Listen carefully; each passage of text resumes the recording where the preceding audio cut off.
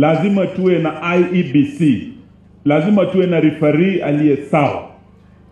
Juzi tumekuwa na by-elections na tumepata ya kwamba the new team ya IEBC walikuwa na mtihani kidogo, uchaguzi mdogo pale Malava, uchaguzi mdogo kule Mbeere, and they failed miserably.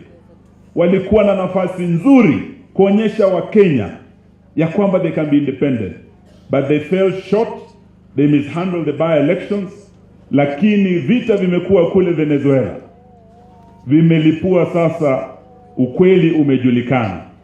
Kule kwetu tulitaka kujua kama kuna mchawi kwa kijiji, kukiwa na moto pahali, moto ingie pahali, unapata ya kwamba watu wakikimbia na wakifunga virago vyao, unapata kuna mchawi, kumbe kuna nyoka kwa hiyo boma.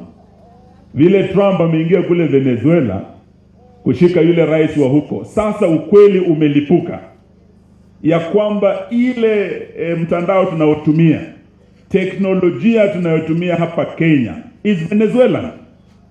Hiyo teknolojia ina kasoro. Baada ya huyu rais wa Venezuela kuchukuliwa, now we have evidence ya kwamba the Smartmatic technology ni teknolojia ambayo inakuwa manipulated. It's a tool of electoral fraud. Na hii ni clear evidence imepatikana sasa. Leo ingekuwa 81st birthday ya Raila Odinga. Na ukweli tunasema sasa on Raila's 85th birthday ni kwamba baba, you are right and you have been vindicated. Alikuwa na wasiwasi na vifaranga vya computer, manipulation of the Smartmatics electoral system. Now we have the evidence. And we are demanding, because we know we are sending William Ruto home, we are demanding ya kwamba Smartmatics must go. Smartmatics must.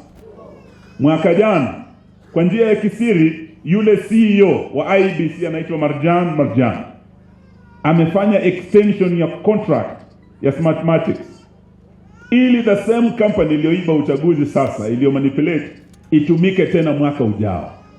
Sisi leo tunasema hatutakubali, and we are demanding ya kwamba hiyo Smartmatics contract that was illegally extended lazima iwe terminated na Smartmatics warudi kwao Venezuela.